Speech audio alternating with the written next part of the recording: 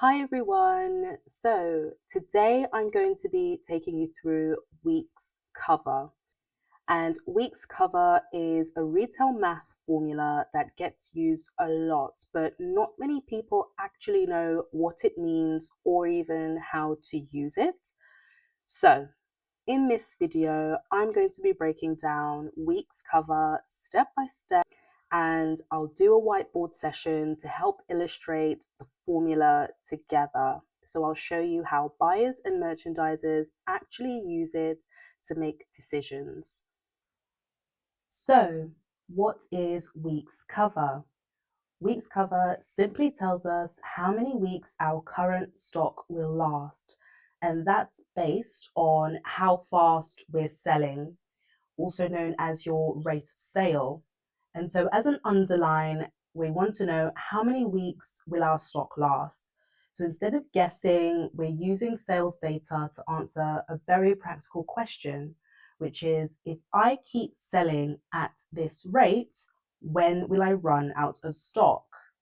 So, why this really matters a lot and is one of the bread and butters of buying and merchandising is because we use it to decide mainly three key things, and that is when to reorder, when to hold off, and then also to know when we are too overstocked, when do we have too much. Because if anything goes overboard, we are at risk of two main things. The first one, a stock out situation.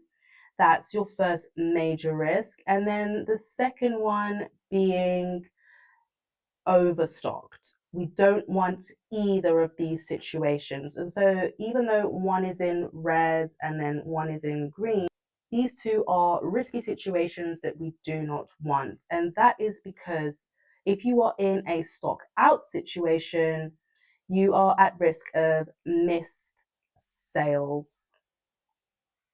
Okay.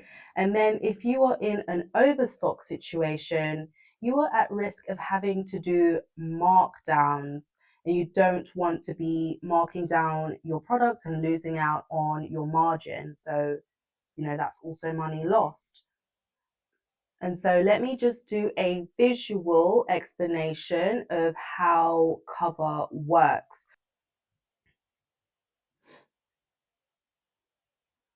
So if we're looking at a week's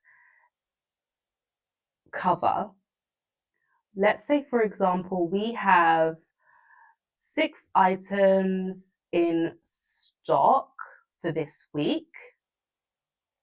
We've got those items in stock for the week. So let's say we opened with 6 items, and then within the week we sold 2 items. So let's say we sold these 2, let's tick them off. Now we are closing the week with 4 items here. So if we use this week's sales data to predict next week, we would know we would open next week with 4 items. And then we're using this rate of sale to say we assume we will sell 2 more items this week. And so we're closing on 2 items. So if we went ahead with one more week and said we are opening with only 2 items, and based on our rate of sale, we know we will sell out in this week. So what we have analyzed from this week's data, this being the week that we are looking at, is we can see that we have 1 and 2 more weeks worth of stock until we sell out in this second week, which tells us we have 2 weeks cover. So that's essentially how this works, okay? So I'll take you through the formula on this.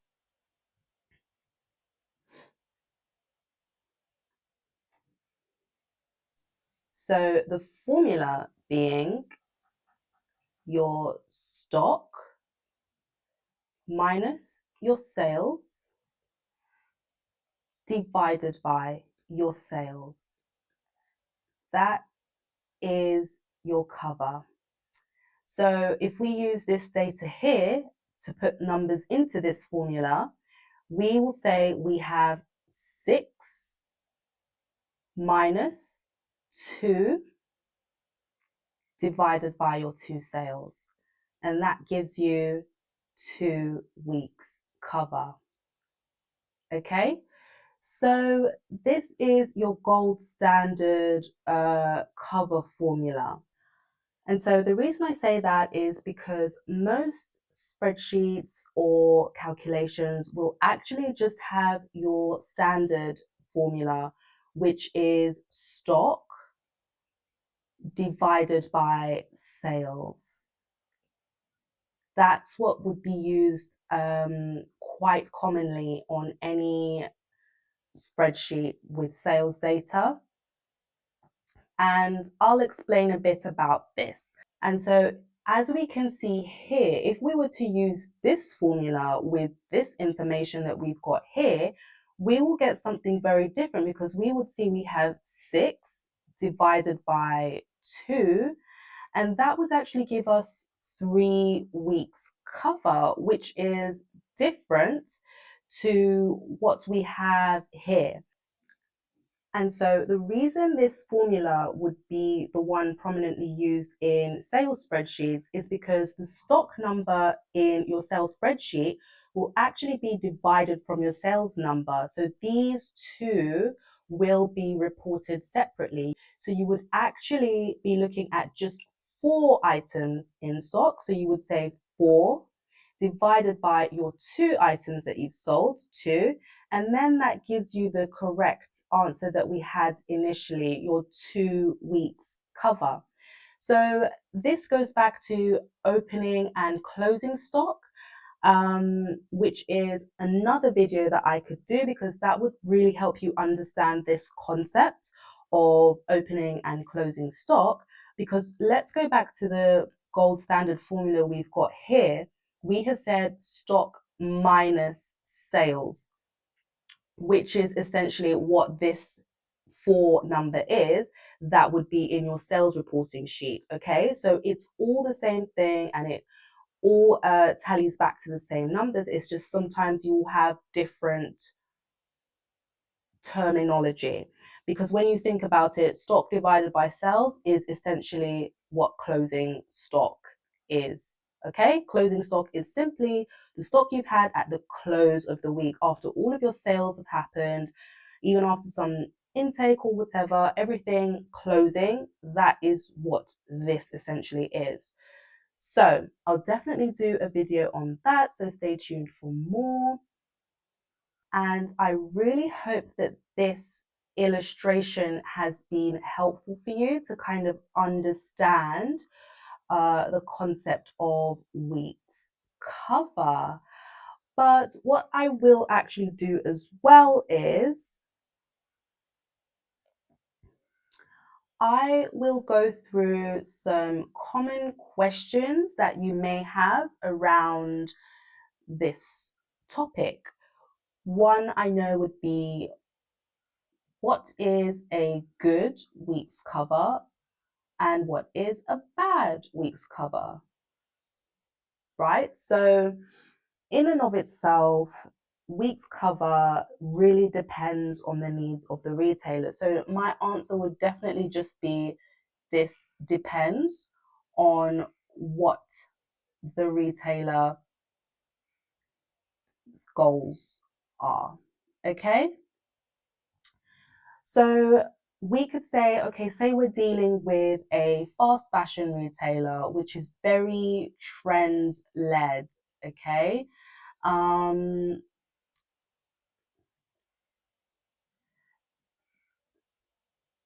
They would be looking at something like 4 to 6 weeks max.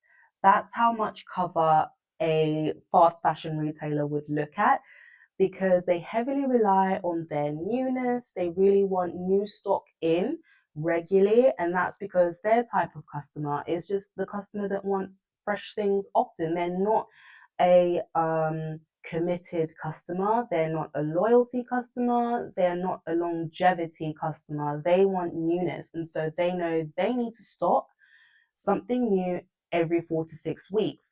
And so if an item is sitting past this, they would action your promotions and markdowns to help move this stock along. Then let's say we have your core items and your basics. This is things like your shirting and maybe undergarments, things that really do live on through. Or even let's say it's just a retailer that has items that aren't very trend led. They stick to the monotone colors that do live on, it, whether it's either spring, summer, or autumn, winter. They would look at cover that's roughly around 8 to 10 weeks plus. That's what they would be looking at because it can sit through. So they would not panic if something is moving slightly slower than this initial 4 to 6 weeks.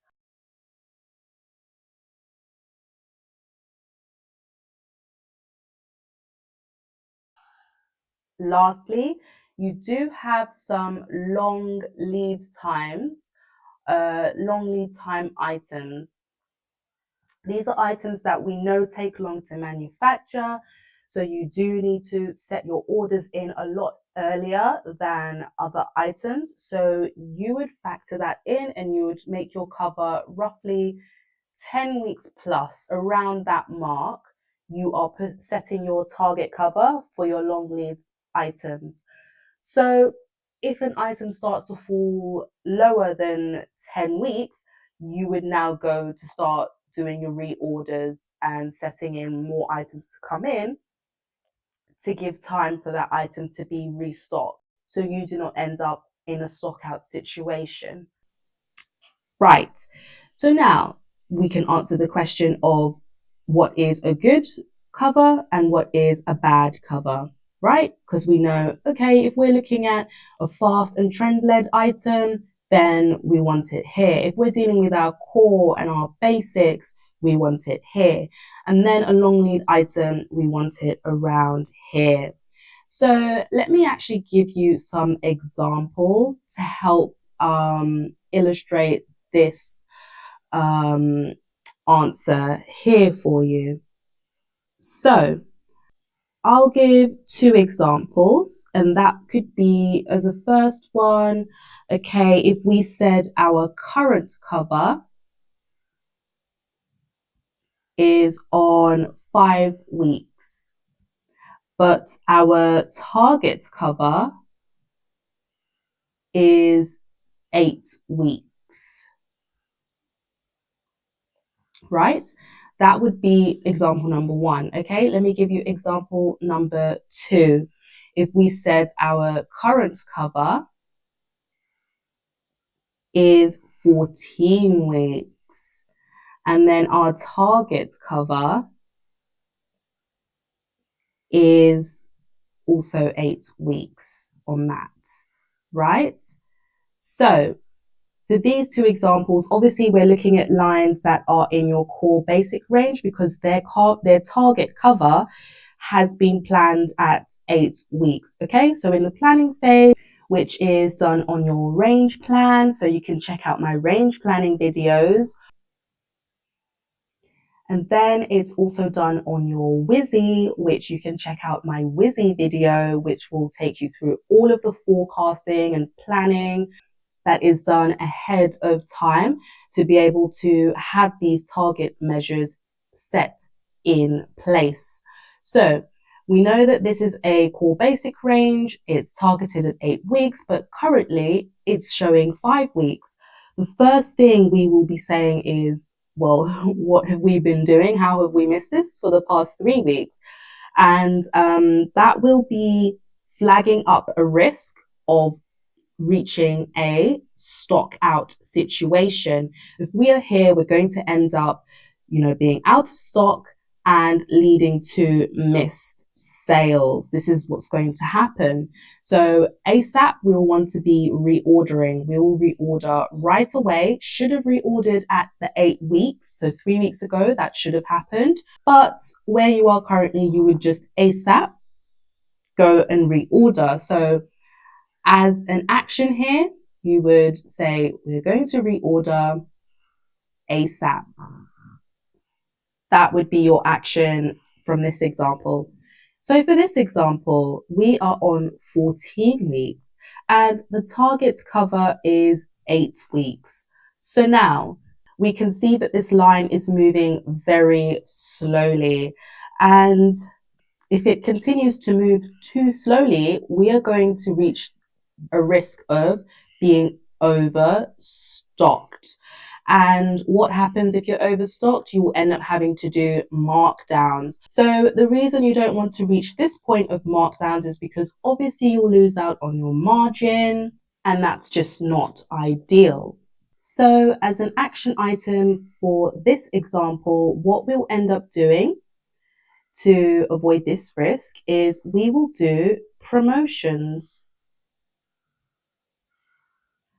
We will do promotions such as, 20% off, 30% off. And the reason these are different to markdowns is because promotions are just temporary promotions that flash attention towards the items that you want to be selling more of.